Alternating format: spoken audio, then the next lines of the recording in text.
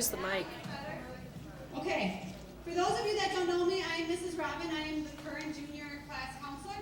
I may be your son or daughter's counselor next year. We are restructuring our guidance department because Mr. Tetzloff is retiring.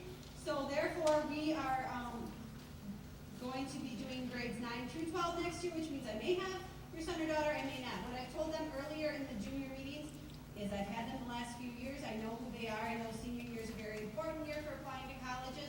So if they are comfortable coming to see me, they are more than welcome to do that. I'm not going to hold that against them because I'm not assigned to their homeroom. Also, Judy Bevier North, she was out in front with me. Some of you may know her. She is a business ed teacher at the middle school. She will be joining our guidance team next year. So it will be myself, Mr. Paul, and Mrs. North. Mrs. Wade will be going full-time to the middle school. So there will be 3 of us counselors next year. A few things before we get started. Hopefully you all grabbed the agenda. They have the contact names of the speakers tonight and phone numbers and emails. Some of you, we discussed ACT, just so you know. I know the scores have not come back for your son or daughter. If they are planning to take the June 9th ACT test, the package or registration online is due this Friday. So they can pop in my office, see if I received their scores. I've only received about 20 students. They can also call the universities or technical colleges that they had their scores sent to. Possibly they have received the scores.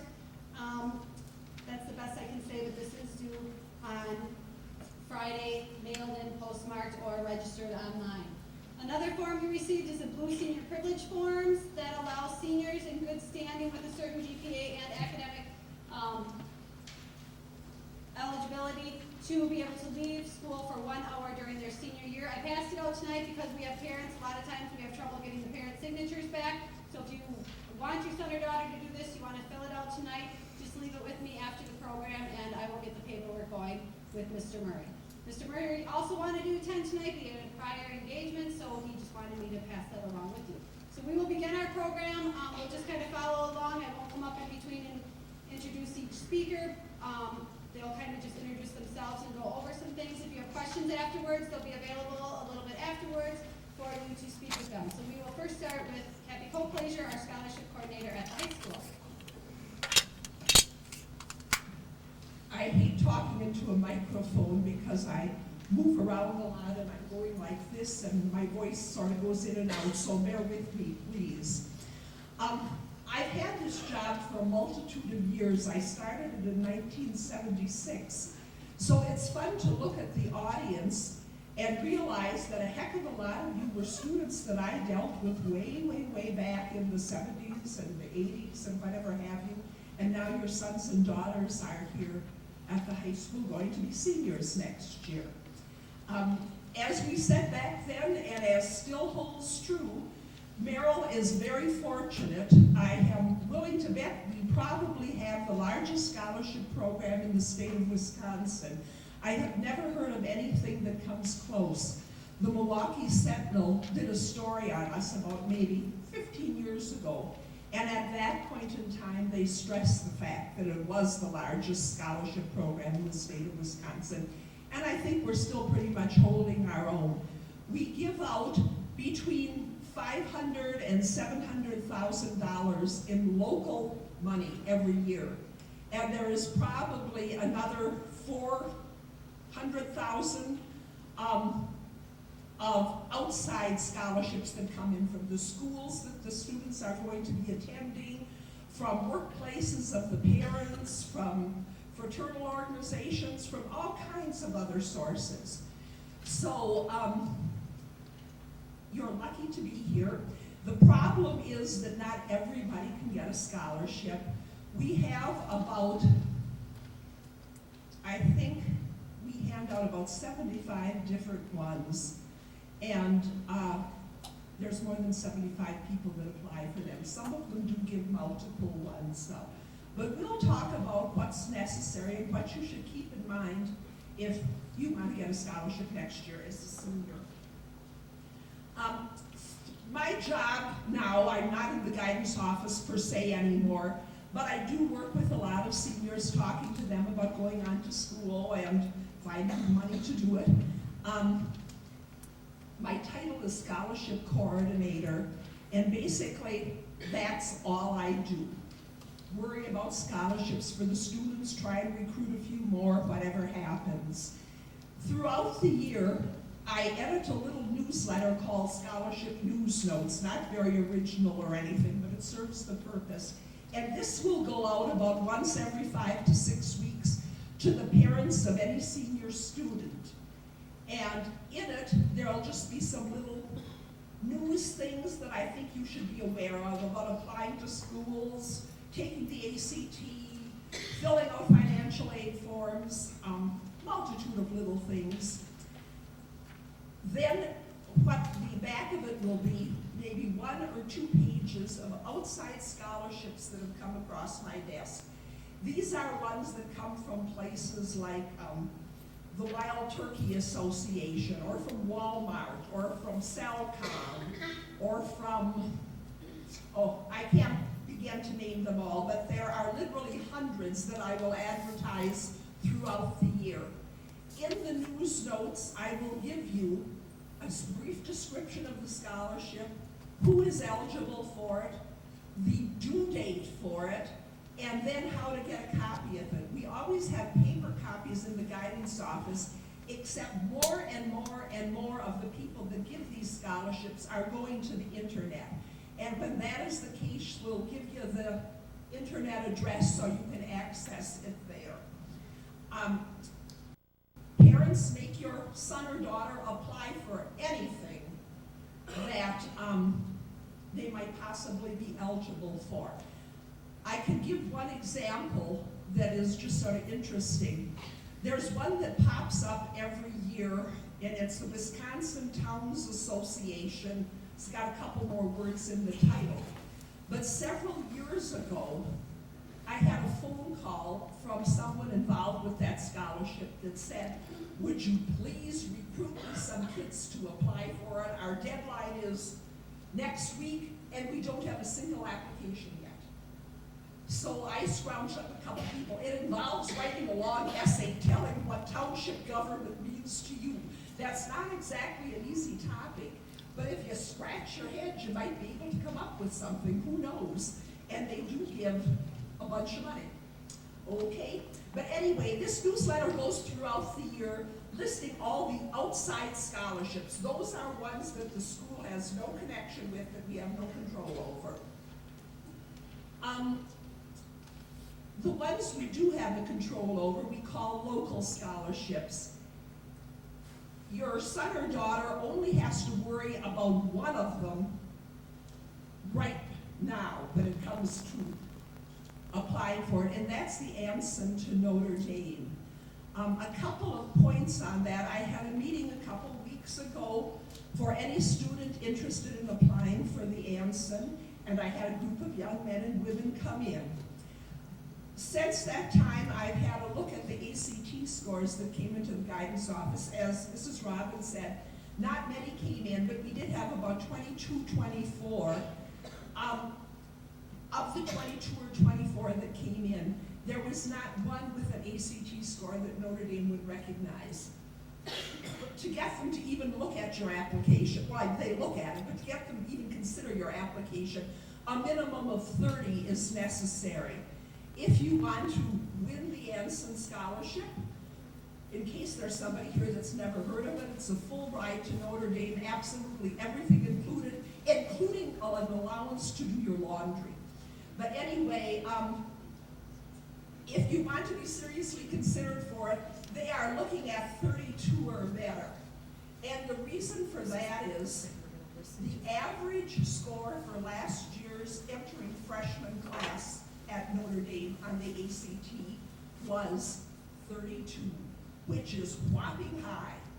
I don't think any school in the state of Wisconsin comes close to that for the average freshman score. But they're very, very selective, and they're a national university, and they can afford to be a little picky.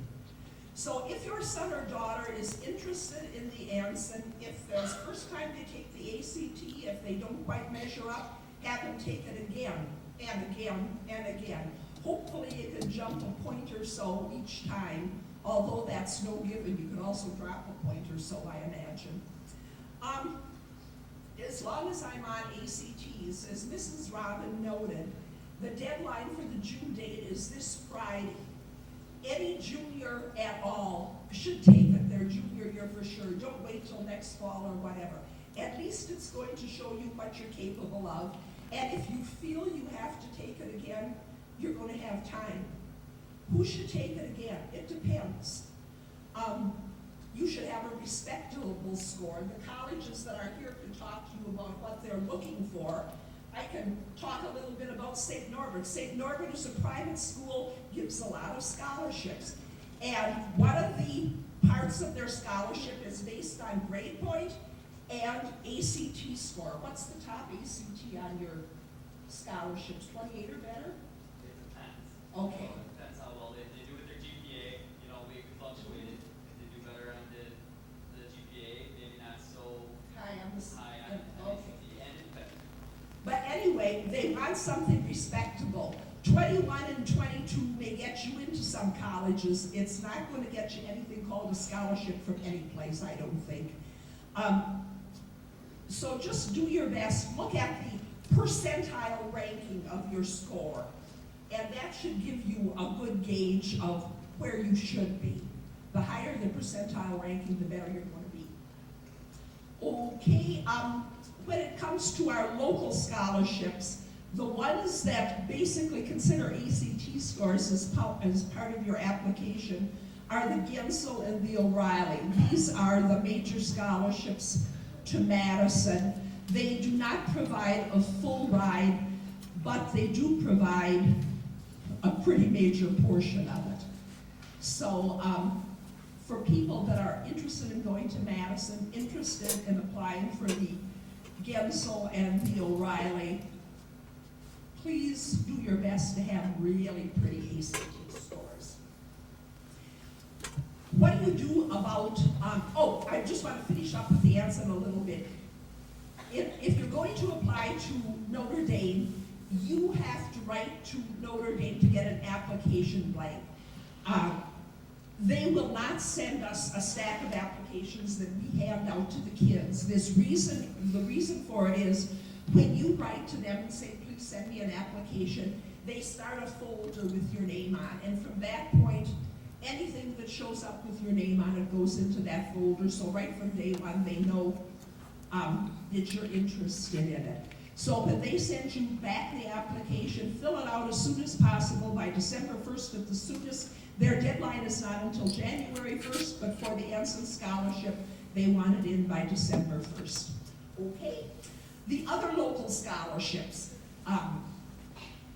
you have to worry about getting good grades. You have to worry about extracurricular participation, things like that. That you should have been doing since your freshman year.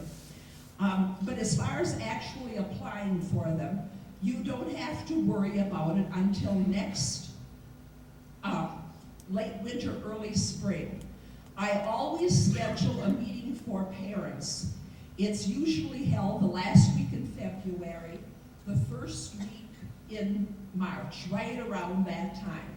At that meeting, we will give you all the rules and regulations. We'll have samples of the application blank. We'll talk about what goes where and how to do it. The whole thing is done on the internet, by the way. We have it set up on the school website. We will go over every single scholarship that we offer, telling how much money each one will provide, whether you have to be heading toward a four-year college or whether a tech school is required for it, what the donors are looking for, anything like that.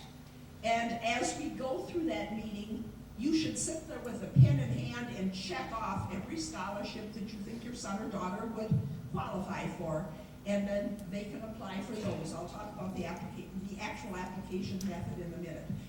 The next morning in school, we have a meeting for the seniors. It is exactly the same as the meeting we had at night for the parents. Maybe I get a little bit more pointed when I'm talking to the parents about some things about going on to college, like my #1 thing is the stupidest thing you can do for your child is buy them a car when they go to school and tell them to take care of it. The car becomes more important than a lot of other things they should be doing with their money. The kids fill out the application on the web. They have to return it to me, and they're usually given about 2 weeks to get the thing all filled out and back into my office. I require multiple copies of it, just 3 copies, so it isn't that bad to do. After I get all the copies back, then my job starts. I am basically a shuffler of papers. I don't make the selections. They are all made by committees or individuals throughout the Merrill community, and sometimes farther afield. We have a man from Oklahoma that gives the scholarship. He's 103 years old this year. I don't know if he'll be around next year, but he's still going strong. We have other ones, a woman that comes from Indiana to help with the selection of one of the scholarships and so on, but most of the people are local. I pass the papers from one committee to the next one and so on down the line till all the decisions are made. At this point in time of the year, it's getting rather frantic because I'm trying to finish up the last probably about 15, 18 or so that I still have to do between now and a week and a half from now, when the invitations go out to the seniors. What happens with that, our senior awards night is designed not only to hand out scholarships, but to hand out a multitude of awards that the seniors get. We hand out academic awards like the Gold Tassels, like National Honor Society Honor Cords. We hand out athletic awards, not the letters or the most valuable from the different sports, but we hand out the senior plaques, the Merrill Hall of Fame awards, and a few others like that. We hand out music awards, generally both band and choir. This year we're not handing out the band ones because they like to announce first to their band students, and their band banquet isn't until after our awards night. So that'll be a surprise for the band people when they go to their band banquet, but we do have the choir awards. There are Special Olympic Award. There are business awards. Trying to think what else we have. The Link Crew Awards will be handed out. I'm sort of running out of, can't think of the rest of them, but basically every award that a senior can get is handed out at that thing. So when the invitations go out, you are going to get a little letter that says, please, your son or daughter will receive an award on senior night. Please come with all the information. On the bottom, there's a little chart. It says local scholarship, outside scholarship, academic award, activity award. And there will be a check mark for everything that your child will be getting. It doesn't tell you what it is, but you'll have an idea of the category that they're getting an award in. After this is all over, if you have any specific questions about the scholarship program, I'll be around and I can answer them, questions about any specific scholarships or whatever have you. But right now I can tell you, to help your child along, for all of them, grade point is all important. As I tell the kids and the parents, a scholarship is an award for scholars. So your grade point is very important. Also, practically every single one of them considers extracurricular participation within the school and within the community. The better resume you have, the better you look to the people that are selecting the winners. Kids that come to school and get excellent grades and do absolutely nothing else are not going to receive any large scholarships. I can guarantee you that. One other thing that Mrs. Robin has asked me to mention, we talked about ACT scores. Do the best you can, take it over and over if you're not satisfied with your scores. And one other thing, and I think the other people will touch upon it a little bit, but that's paying for your college education. If you look at any articles or whatever about funding a college education, they're going to tell you that money can come from several sources, but number one is you. All of you will be expected to contribute to your child's education, and your child will be expected to contribute to their education too. After that would be financial aid. So fill out the forms, they'll be available around Christmas time. Do them as soon after the first of the year as you can. And finally, rely on scholarships for the very last part of funding for your child's education. If you're lucky, if your child is very talented, hopefully they'll get something real nice, but there's no given, no guarantee. And one last word about providing for their education and paying for it. I sent 3 kids through school, 2 through grad school. Your child should be expected to pay for a good portion of their own education. There is no reason in the world they cannot work when they are in college. I would not recommend that they get a job right away freshman year, but by semester of freshman year, everybody should be working. 10, 12, 15 hours a week isn't going to hurt them at all. And I believe that UW-Madison did some kind of study some years back, and they said the majority of their students are working 2 jobs to help pay for their college education. So keep all those little thoughts in mind, and be sure you tell your kids about this, that they will work and they will help pay their bills. Okay. And now next is NTC. Mrs. Wagner. We're taking the team approach. My name is Kibi Wagner, and I work admissions with North Central Technical College, and Natalie Clark is also here from a technical college up in Nicolay. So we figured since we were both representing the same system, we kind of do a dual presentation together, just kind of give you guys an overview of the technical college system, and then individually kind of highlight a couple things that are unique to our colleges. So, basically, the different degrees you can get at a technical college would be a technical certificate, which is very short term, 9 months or less. It is not, somebody say something? It is not financial aid eligible. We offer technical diplomas. Those can be 1 to 2 years. They offer some hands-on learning combined with a couple general education classes. And then the other degree that we offer is an associate degree, which can be completed in 2 years or less. That combines about 15 credits of general education classes, your economics, your communications, your sociology, psychology, those types of classes. And then they apply those skills they learn in the classroom to a hands-on learning.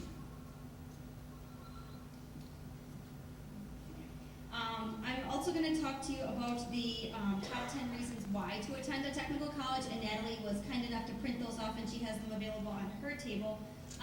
Great paying careers, instructors with real-world experience. All of our instructors have worked in the field that they are teaching in. The machine tool instructor at the Antigo campus, he was a machinist.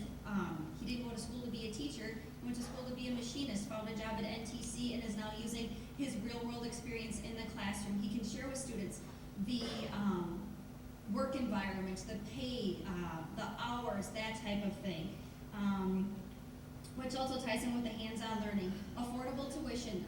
Tuition at a technical college for the 07-08 school year is $92.05 a semester.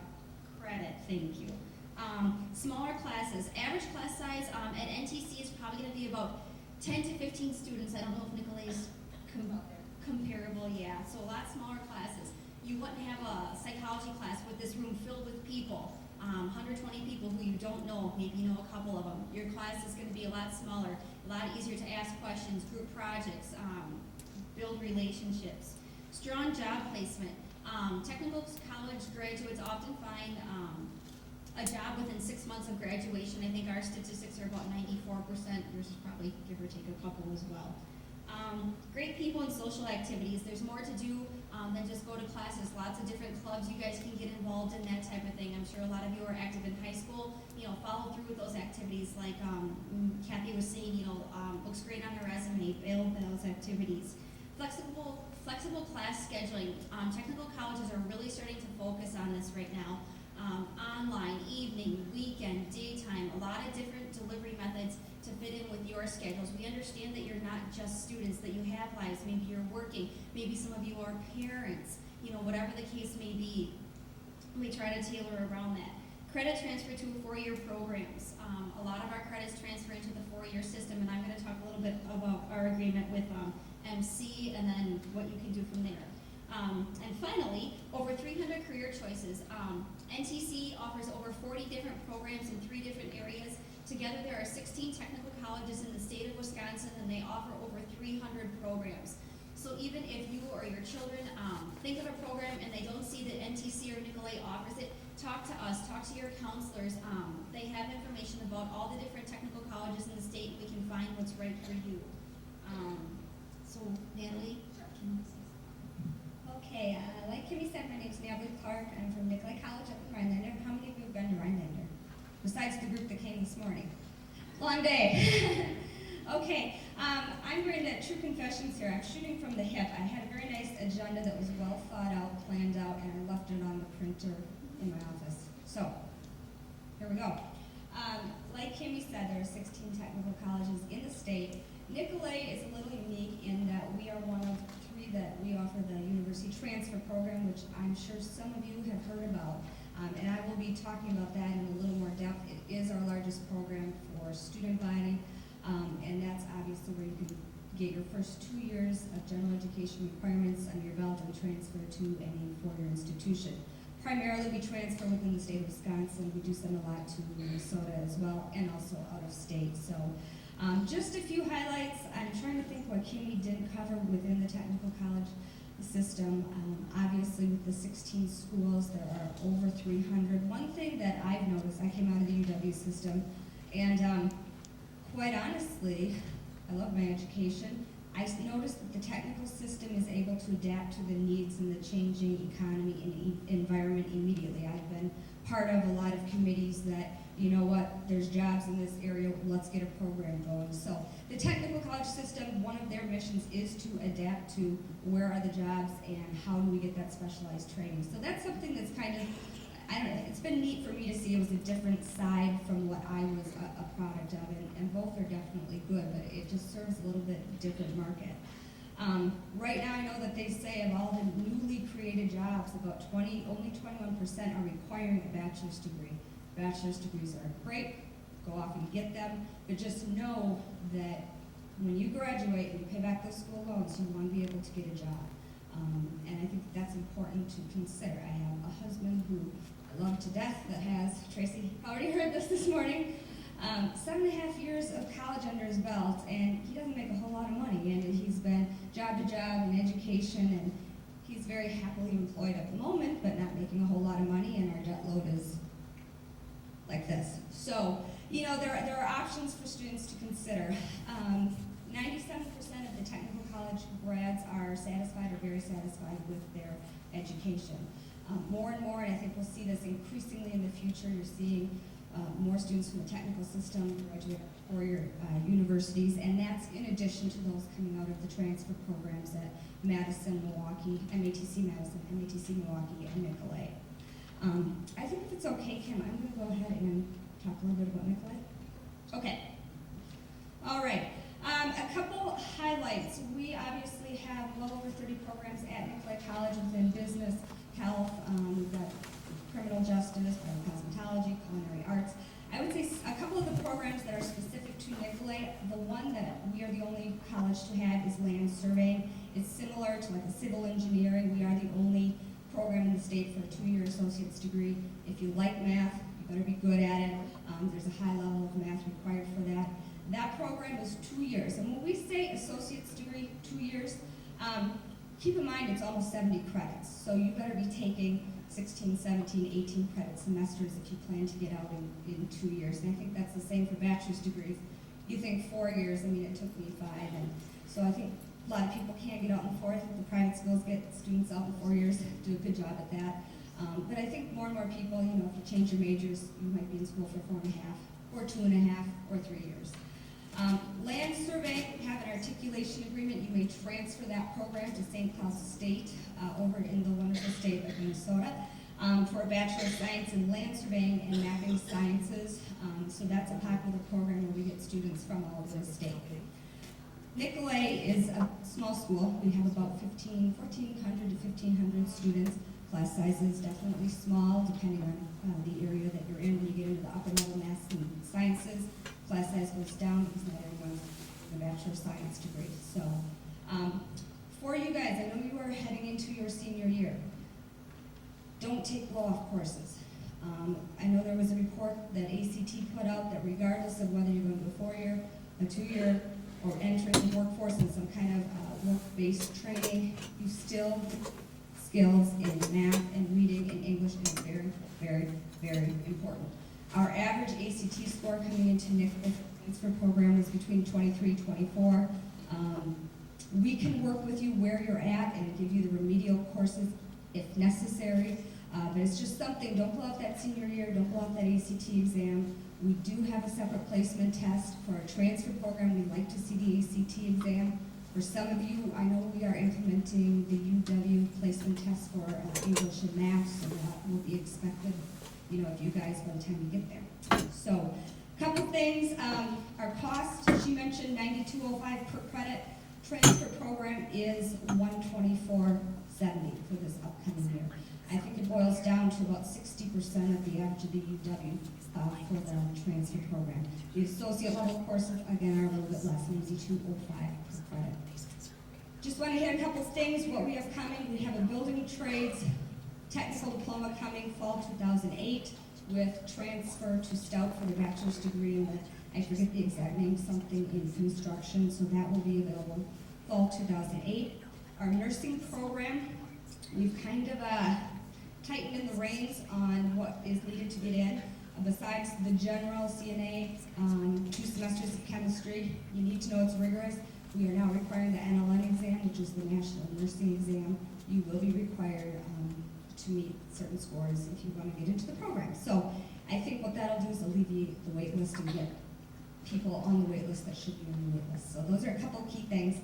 Scholarships, we have over $135,000 a year with our student body of about 1,400 students. We have money to give everyone a scholarship. So those will be available for you guys February 2008. Don't miss the deadline. Right now I have a lot of Rhinelander High School seniors that already missed the deadline. So please apply. If you do a good job on the application, you will get money, excuse me, ranging from about $1,000 to $2,000 per year, which can almost cover your tuition at Nicolay. Let's see here.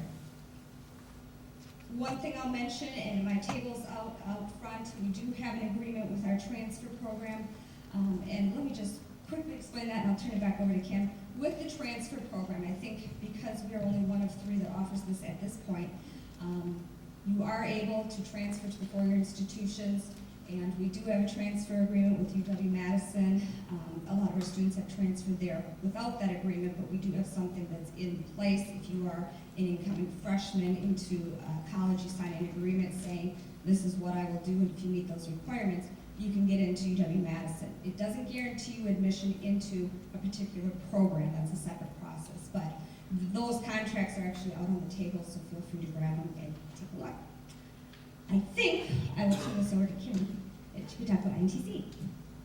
One thing, very, very quickly, that Mrs. Robin wanted me to hit on was Accuplacer testing. She said a lot of students are taking the Accuplacer test, they're not meeting requirements for the specific program that they're interested in, and they want to keep retaking the test and retaking the test. You can retake it, that's fine. You know, honestly, if you had a bad day, you have a headache, you know, something's going on personally, that's fine. You have a bad day, we all have them. Retake the test. If you take the test and you sincerely inside know, yeah, I'm a little bit weak in math, I need to do some brush up, then do the brush up. It's going to help you before you get into those classes at NTC, at Nicolay, wherever you may go after your education here at Merrill. You have a couple of options. I'm not sure how Nicolay works at NTC. If you take Accuplacer, don't meet requirements, you can either do some brush up here at the high school. If that's the route you're going to go, you need to let somebody at NTC know that in the admissions department. You can work with your high school instructors. Maybe you're doing extra credit assignments. Maybe you're staying after school. You can also come to NTC, work in the Learning Center, Learning Lab, Goal Lab. You've probably heard a couple different terms. Take a TABE test, find out what grade level you're at, and they'll work you up from there. So I just wanted to point that out real quickly. And then I know that we've been talking a lot about transfer opportunities. At a technical college, we realize that some people, this is just a starting point in their lifelong journey of learning. For some people, it's going to be the end. They know that they want to go to school for dental hygiene. Maybe you're not really this year, a technical college is a great place to start out, save some money. Our tuition, like Natalie and I have been kind of saying, is a lot cheaper than some of the other schools. Right now, NTC has a general studies initiative, collaboration with UW Marathon County. Wiz is here from MC. It's a certificate that includes 31 credits at NTC. From there, you transfer to MC, you take 30 credits there. From there, you transfer into the university system as a junior, okay? It's a great option for students if they know that they want to obtain a bachelor's degree. Youth options, I can kind of hit on that real quick. It's a statewide program that allows high school juniors and seniors in good standing to take college credits and receive high school and college credits at the same time. It's an application process. You apply through your school district. If it's approved, the school district will pay for those credits. Your guidance counselor should have application forms. Be mindful of the deadlines. The deadlines to take spring 2008 classes at a technical college while you're still in high school is October 1st. I guess in the interest of time, we'll kind of wrap up here. Thank you guys so much, and if you have any other questions, just stop up and see us afterwards. Thank you.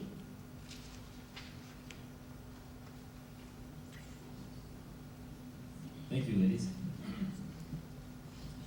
Good evening, everyone. My name is Eric Wagner from St. Norbert College. I actually graduated from St. Norbert just last May, so I look perhaps maybe a little younger than my colleagues over here. But that doesn't mean that I know anything about the private school sector either. I kind of take it as if it was a student perspective, as I just came out last May, and can kind of affiliate with what you guys are going through, as I had just gone through this process about 5 years ago. So something that always comes up right away with some families whenever I'm at college fairs or they come to visit St. Norbert is the big two things is that, these colleges are just too small and it's just too expensive. For too small, within the 20 colleges, private colleges and universities that we have in Wisconsin, you can go as large as Marquette that has 8,000 undergraduates right in downtown Milwaukee, or you can go as small as Milwaukee Institute of Art and Design, which has about 600 students right inside Milwaukee as well. Generally, most of the colleges range from about 1,500 students to about 3,000 students. I'll be using a lot of examples from St. Norbert because that's where I worked and went to school. Generally at St. Norbert we have about 2,100 students. Going back to about that it's too expensive, Mrs. Robin should have a magazine, green magazine, that shows on each page a different college and university in the private sector in Wisconsin. St. Norbert is towards the back, and on the first page, it already shows that in 2004 and 2005, that the average tuition and fees at the Wisconsin University section and compared to the private schools, tuition and fees averaged out is only $400 more per year than if you were going to a public school. So it's not as expensive right off the bat as you would think. So it shows right off the bat that we just aren't as expensive. I can already say too that coming out when I graduated within 4 years last May, I just paid off my last loans this 2 months ago. My parents were very excited. They threw me a party that I paid for. I don't know how that works, but I was very excited to know that I was able to get my loans out and work with St. Norbert to make sure that I wasn't paying for loans years and years down the road. A couple of advantages, because obviously when we must be doing something right if it costs a little bit more than a public university. A few things that I definitely like to touch base on is that how small the class sizes are. Generally, the average class size for most of the private universities and colleges is about 17 students. At St. Norbert, my freshman year, I can't think of a class that had more than 30 or 31 students in a class, or I usually do everyone. And come my junior year, more towards a couple more of my business classes, I can't think of a class that had more than 12 or 13 students. Plus, at the same time, you guys are going to be big boys and girls. College, you don't have to go to class if you don't want to. They give you that option. But at the same time, in a smaller school, the professor is going to know whether you go to class or not. Your desk is going to get a little more dustier, a little more dusty than most. I actually did have a professor my senior year that called me because we had exchanged cell phone numbers and put me on speakerphone in class because just going to say it was kind of a late night and I didn't make it to my 8 o'clock class. My roommate did actually go, which he told my professor where I was, and had asked where I was. So it just shows how much they are willing to help out, because it is, as I said, a little bit more money than it is going to a public school. Also, you have the one-on-one interaction. Of course, having a smaller school with all the professors that we have, it is possible to go up and speak one-on-one, face-to-face with your professor. At a much bigger school, at probably a size of a freshman class, probably about this room, whether it's taught by a professor or not, whether it's a grad student or a teacher assistant, whether you get a chance to ask a question or even raise your hand in class is huge. You know, at a private school, they are more than willing and looking for you to raise your hand and ask questions in class. Sometimes they will even call you out, maybe if your head's nodding a little bit, because it's in an early class or whatnot. So it is something that I definitely looked forward to when I was going to St. Norbert. Also at St. Norbert, as well as with a lot of the smaller private schools, each of the professors are not enforced, but have mandatory to have at least 5 to 7 hours of open office time per week, so that if you really didn't want to raise your hand in class, or just kind of wanted to duck your head and just kind of get some face time with professor, you can do that probably about an hour a day. They can't schedule any meetings or have any real meetings with any students besides students that just walk in. So it just shows the one-on-one interaction that a lot of professors have with the students. Also at St. Norbert, with a lot of schools that I visited in the last year that I've worked at St. Norbert, I have seen that a lot of the largest classes at the private schools are I know at St. Norbert the largest class we have, the largest room we have that could fill a class is 100 students. So you see, we can't even have a class that is at least larger than that. So it just shows, especially as I said, my freshman year, didn't have bigger than about 30 or 32 students per class. Along the lines with that, you have much more opportunities going to a smaller private school than you might have at a much larger place, a much larger institution. At St. Norbert, we have what's known as the Research Fellows, which a lot of the private schools are picking up on now, where you can actually work one-on-one with a professor outside of the classroom already your freshman year, which is a 2-year course, which you actually get paid for and have a small scholarship attached to it, where a lot of the professors have their own books that they may be writing, or a lot of research that they're doing outside of the classroom. I know one example at St. Norbert is an economics professor named Dr. Quinn, who actually took a sabbatical 2 years ago to do all the statistical work for the New York Giants of the NFL. He came back and now teaches a sports econ class, and now has 2 freshman students that will be coming in this coming fall, that will be helping him run all the statistics that the New York Giants had for their, I believe, 2004-2005 season. So it's pretty interesting. And it looks great on the resume, especially looking into getting a job, especially coming out of your 4 years. Also, we have a better rate of the 4-year graduation. I came in as a computer science major. I thought I was going to be a techie until I got to the first test and completely bombed it. I got a 38%. Turns out my academic advisor was the professor of that class. He said, so how'd you do in the test, sir? I said, well, you know, I didn't do so hot, and I got 38%. And he said, well, maybe this isn't for you. And I completely agreed with him.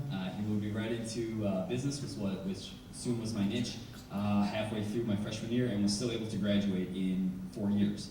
I know it's different with every student, but I have a few friends that changed majors the same time I did at a much bigger institution, and are now planning on going into their 6th year because they just couldn't get into the classes to fulfill their bachelor's degree. And here I am making money and not paying for that 5th and 6th year. So it does make a big difference in terms of how much a private school may be costing. So you must take that into account when looking into a school this coming summer. How many students have actually visited a college or university or tech school yet? Who has? Hands raised. Okay, good. It's good that you guys have started. We've mostly begun starting to talk to the juniors now. A lot of the private schools have college planning days this summer, which you guys can look on any of our websites, which we have in the magazine. And especially come this fall when you start to have your colleges and universities kind of picked up. Definitely from experience and from what I've seen from other students, this starting now and going into your summer, try to have no more than probably about 4 or 5, maybe 6 colleges that you have in mind to look at. Of course, it's different for every student, especially, which you should decide which feels much more at home to you in terms of how far away from home you want to be, what you want to study, because every college and university or tech school, depending on what you want to fulfill after college, makes a big difference to know where you want to go.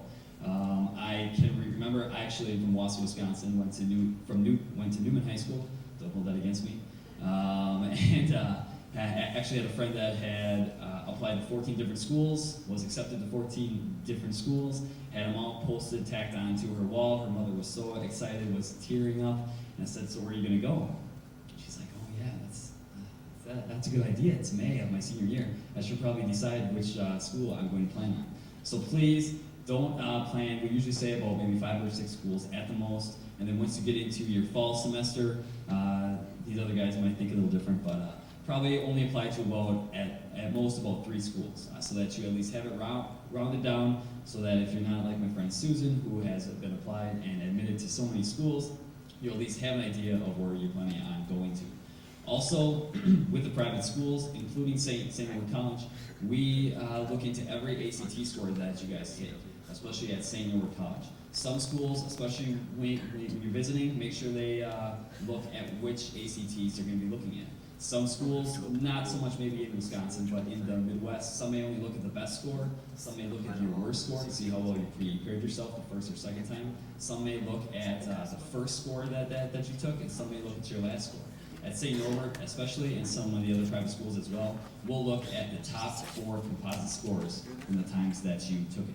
So if you did really well in English and science the first time, decided to take it again, and did much better on the next 2 sections, we'll take those 4 scores and combine them together to give you the best composite score that we can give you. Because we are a private school, we're able to offer financial aid and a scholarship package. As Kathy was saying, based on your GPA and your ACT, when you apply, at least at St. Edward, within 2 or 3 weeks, we'll send you back what we call a happy packet, which means congratulations, you've been accepted. Here is your academic scholarship already right in that packet to tell you how much you already will be getting up front before you apply for the FAFSA and for federal scholarship later on, come January 1st.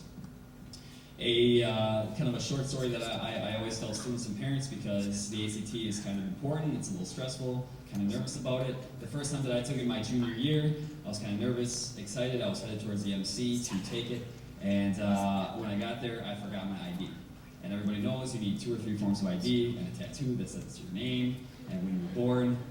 So she said, "I can't let you in, it's a national test." So I raced back to my house, grabbed my ID off the counter. Mom didn't have time to ask what I was doing home. Raced back and got pulled over for speeding. I knew the cop was, it's not that big, and I got out of my car to explain to him where I was going and why I had to get there. He said, "Oh, this will just take just a second." So $180 later and 3 points. I almost sped up rocks to his windshield and got out of there. I got to the ACT only about a half hour late. The lady said, "I'm sorry, we're not going to let you in." Well, I got on my knees and gripped this woman's leg, and I said, "If you don't let me get into this test, my dad's going to have his way with me when I get home." So I don't suggest this to you say, "Well, Eric got in," but she let me sneak in the back. Reading was the first section, if anyone has taken it back in the day, which seemed like so long ago, when I took the ACT, where you have the first few stories, and then you have a couple multiple choice, and you have about 8 or 9 stories. I got through the first story, got through the multiple choice fine, settling down, and the lady at the front of the room said, "Okay, 5 minutes left." And I kind of looked around, and I blew some sweat off, and I went C, C, C, C, C, C, C, all the way down. Unfortunately, all the answers must have been B that year. When I got back home from school, about 3 weeks later, my dad in our family opens the mail, whether it's his name on it or not. I don't know if it's the same for you guys. Got home, and he was waiting at the back door. He's like, "Come on in, your mom and I need to talk to you for a second." He took out a Sports Illustrated article. He said, "Can you just read this for me?" And I said, "Sure." So I read the first paragraph. "What does this have to do with anything, Dad?" And he's like, "Well, your mom and I are concerned on whether you can read or not." I said, "Well, what are you talking about?" And he's like, "Well, we got your ACT scores back. And out of a possible 36, I got a 5 on my reading section." I did really well on the other parts. But I just didn't do so well in the reading. My dad's like, have you been going to English class for the last 11 years? And I said, yeah, don't worry about it. So he said, well, what went wrong? And I explained him the speeding ticket, and he hadn't heard that either. But we were actually going to visit St. Over 3 weeks later. And when I got there, Brian Studebaker, our director, was the only one in the office. So he sat me down and he said, so how'd the ACT go? And I slammed my head on his desk, and my dad was rolling on the floor laughing because it's funny, his kid can't read, and the director's like, so, it didn't go so well, and I explained it to him, and he said, well, because you like St. Norbert so much, one of the best parts about a private college is that we look at the entire package for the students. So, although you did really well in the other 3 sections, I think we're going to throw that 5 out. So make sure to take it again, concentrate on that reading section, and then we'll put it all together. And I'm the only student I know that has jumped 13 points from the first test to the second test. So make sure that if you're looking towards a private school, to make sure and take it 2 or maybe 3 times is what we tell a lot of students. For maybe some of the public schools, especially in the Midwest, make sure to find out what their admissions criteria is, because maybe it might hurt you a little bit if you provide all of your ACT scores. So it's definitely something to think about. That's pretty much it. If you do have any other questions, I'll be in the back by my table. And I'm here all night, so.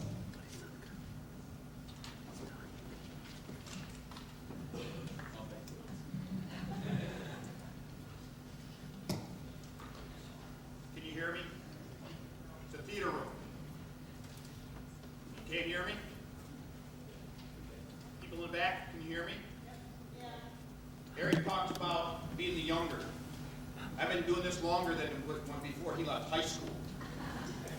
I've been here 10 years. And I only got a few things to share with you, and I don't want to compare what we do compared to my colleagues, because what we all do are proud of what we do. And I think we have great programs for students.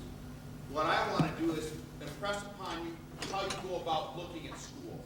I think it's so important you find the right fit. It's key to success. The first thing I'm going to say to you is to remember, students who are going to college with a major in mind will probably change it 3 to 4 times before they graduate. So the school you start out with, most likely, is not the major you're going to end up with at that school. Remember that. What sort of flexibility does that school have for you? Okay? Especially if you're looking at a 4-year degree. You will change. Out of 100 students who start in a particular major, knowing their major, only 14 to 16% will end up with that degree. That's the reason the average 4-year degree now takes 5.2 years. Keep that in mind when you decide to look at a school. Okay? Number 2, do not select a school without visiting it.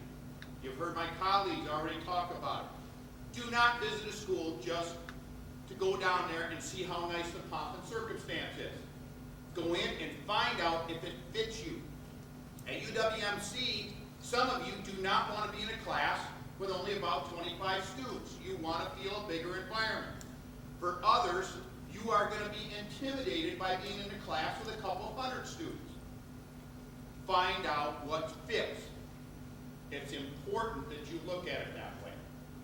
Okay? The third one that I like to talk about is cost. You've already heard about scholarships, loans, and all the other ways you can finance education. I am going to tell you it is running rampant, the number of students that are coming out of college with huge debts. It doesn't matter if they're at a private school, a public school, or a technical college, there is debt.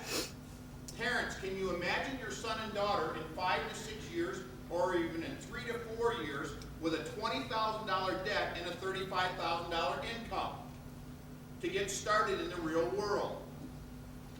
That is what is expected in the next 5 years. The average debt is going to be right around $20,000 minimum. Now, for some of you, they're not going to worry about that. But that should play a factor in what you look at for education. None of my colleagues say if we don't fit, don't go to school. One of the best investments you can have is education, without a doubt. Okay? In this room, many of you are impacted by what you did years ago because what you could afford. I just read an article that was just hot off the presses the other day. It talked about nowadays it isn't so much about where you start. I'll come back and discuss that. It's how you finish. If you're looking at a 4-year school, does it matter whether you got your first 2 years start there? You get a bachelor's degree from St. Norbert or Madison or Stevens Point, does it say anything in that degree that you started somewhere else? It says bachelor's degree, science, bachelor's of arts, Madison, bachelor of arts, science from Stevens Point. The question is did you set yourself up when you get done to be able to be successful afterwards? One of my colleagues talked about her husband and the debt that he's got. Make sure that you're fitting it into your finances as an important factor into choosing your schools. Some of you right now don't even have to worry about it. You can afford the Madison, you can afford the St. Norberts. But you know what? Many of you in this room can still get your degrees there and can't figure out how you can do it for 4 to 5 years. I truly believe there are options that you need to look at. Did you know? Now I'll talk a little bit about UWMC. How many people in this room have been impacted by UWMC, UW Marathon County and Wausau? I know of 2 of my friends are in this room that have got degrees or started there and have gone on from there. But how many people in this room have either family or here or they know friends of theirs that started UWMC? Folks, look around the room. It's over half the people. UWMC has a reputation for a couple things. One is outstanding academics. To the students in this room, I'm not trying to scare you, but I'm letting you know we are proud of that. We will prepare you to succeed at any 4-year school you want to transfer to. 75% of our faculty have their PhDs or terminal degrees. That goes with some of the very best 4-year schools in the state and with many of the private schools, to be taught by PhDs. Our faculty are geared at one thing, not just research, but teaching. They are in the classroom to share their knowledge. We also have one of the very best transfer programs. When it comes to our students transferring, the end result is our students graduate. Now, if you're paying a smaller cost to come to our school for 2 years, and you know when you leave you're going to have outstanding academics and you're going to finish at the 4-year, I think that is a good match. Now, I'm not trying to compare to my colleagues because they have outstanding programs. What I'm talking about is if we fit, look at us. If my colleagues fit what you're looking for, that is what you need to do. My last comment. Students and parents, if your son and daughter chooses to leave home and reside away from home, there is only one place they should be living. And I speak about this every time I come here for 10 years. Do not let your son or daughter live any place except in the resident halls. 0 exception. Statistics show students who start on the resident halls when they live away from home their first year have a higher graduation rate and have a higher grade point average than any place else they can live. Now, if you're going to pay money for them to leave, you want the odds in your favor or less. Thank you.